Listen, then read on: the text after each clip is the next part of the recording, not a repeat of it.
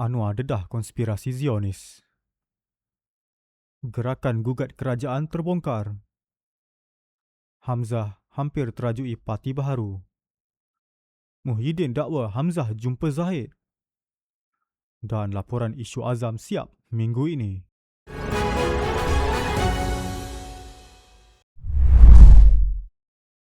Perdana Menteri Datuk Seri Anwar Ibrahim mendedahkan cubaan menjatuhkan kerajaan yang sedang disiasat Polis Diraja Malaysia PDRM didakwa membabitkan kelompok Zionis terkemuka bersama pihak luar dan warga tempatan.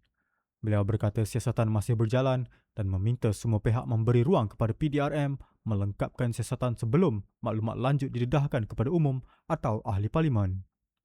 Anwar menjelaskan konspirasi itu dipercayai bermula sejak Ogos 2024 dan melibatkan beberapa siri pertemuan di dalam serta luar negara dengan penggunaan pelobi asing, jurubank dan media antarabangsa bagi membina naratif negatif terhadap kerajaan.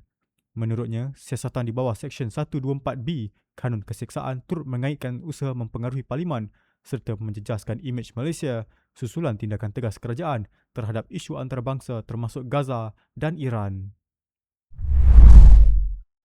Menurut laporan Malaysia Gazette, Datuk Seri Anwar Ibrahim mendedahkan kewujudan gerakan terancang yang didakwa bertujuan mempertikai kerajaan susulan siasatan rasuah berskala besar oleh Suruhanjaya Pencegahan Rasuah Malaysia SPRM. Beliau berkata perancangan itu melibatkan dana besar dan sekurang-kurangnya 6 pertemuan pada tahun 2025 di dalam serta luar negara dengan penyertaan syarikat dan tokoh tertentu. Menurut laporan Malaysia Gazette, strategi gerakan berkenaan termasuk menggunakan platform antarabangsa, NGO serta media asing untuk membentuk persepsi negatif terhadap kewibawaan kerajaan. Anwar memaklumkan polis telah membuka kertas siasatan di bawah Seksyen 124B Kanun Keseksaan berhubung dakwaan cubaan menjatuhkan kerajaan dan ancaman terhadap demokrasi berparlimen. Menurut laporan berita harian, pengasas Parti Keluarga Malaysia, Khairi Jaya, memaklumkan Datuk Seri Hamzah Zainuddin hampir pasti mengambil alih kepimpinan parti itu selepas dipecat daripada Bersatu bulan lalu. Beliau berkata dua pertemuan telah diadakan bersama Hamzah dan beberapa ahli parlimen lain termasuk Wan Saiful Wanjan dengan perbincangan mencapai tahap hampir dimuktamadkan. Menurut laporan berita harian, perlembagaan parti sedang dipinda bagi membolehkan pemilihan diadakan untuk melantik Hamzah sebagai presiden secara rasmi. Sebelum ini, Parti Berjaya Malaysia menerusi Muhammad Ham dan Muhammad Sharif menafikan dakwaan Hamzah akan menyertai parti itu dan menegaskan tiada perbincangan rasmi dibuat, lapor Sinar Harian.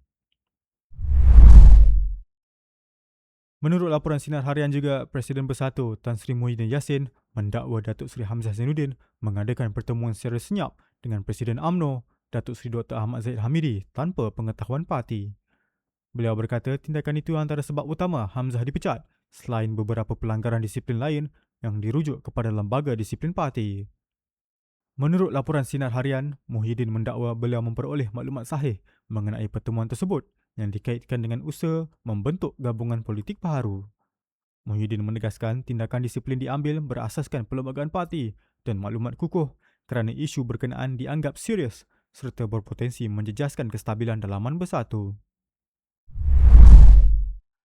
Perdana Menteri Datuk Seri Anwar Ibrahim memaklumkan laporan Jawatan Kuasa Khas Siasatan berkaitan isu pemilikan saham melibatkan Ketua Pesuruhjaya SPRM Tan Sri Azam Baki dijangka siap minggu ini.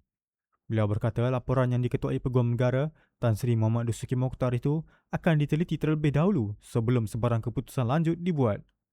Anwar menjelaskan masih terlalu awal untuk memutuskan keperluan menubuhkan Suruhanjaya Siasatan Diraja RCI kerana proses semasa perlu dihormati. Beliau berkata kerajaan tidak menolak kemungkinan melanjutkan siasatan jika terdapat rasional kukuh selepas laporan penuh diterima dan dinilai.